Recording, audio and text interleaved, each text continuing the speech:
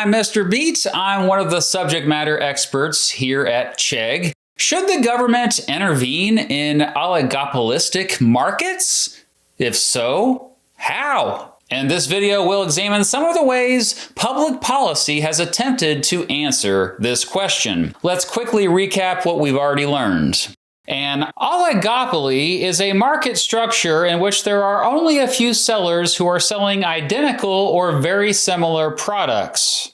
The competition among oligopolistic firms can be fierce, but when companies cooperate to restrict production and inflate prices, market efficiency is lost. This is an undesirable outcome from the point of view of society as a whole. In the United States, the Sherman Antitrust Act of 1890 and the Clayton Antitrust Act of 1914 are the basis of antitrust policy. These laws outlaw strategies that might restrain competition, like collusion or mergers among dominant firms. Antitrust regulation often sparks controversies. For example, antitrust policies can prevent business practices like resale price maintenance, predatory pricing, and tying, even if it is not clear their objective is to restrict competition. Let's look at those in more detail. In a retail price maintenance contract, retailers must charge their customers a fixed price imposed by the manufacturer of a product. While this decreases competition, it might do so for a valid reason.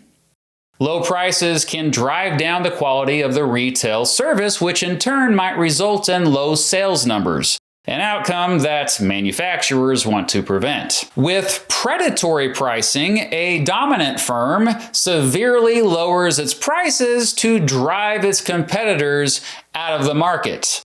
While this is an anti-competitive strategy, it is difficult to distinguish whether low prices are predatory or simply the result of competitive pressure. Finally, tying consists of selling two products together as a bundle, even though consumers might benefit from buying them separately. For instance, most laptops are sold with an operating system already installed. This practice might restrict competition in the second product's market, in our example, the operating system. On the other hand, it might simply be a more convenient offering for consumers. So what should the government do? There are three main policy approaches. Let's look at each of them in more detail.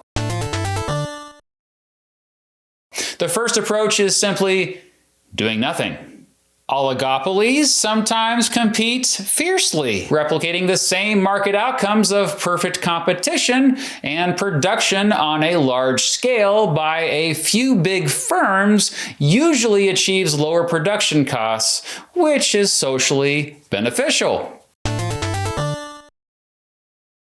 Proponents of the antitrust approach instead argue that it is imperative to break up large corporations into smaller firms. According to this view, when many firms compete on a single market, prices are lower and approach the perfectly competitive level.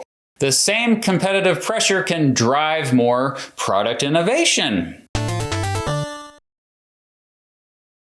The last view is the regulation approach.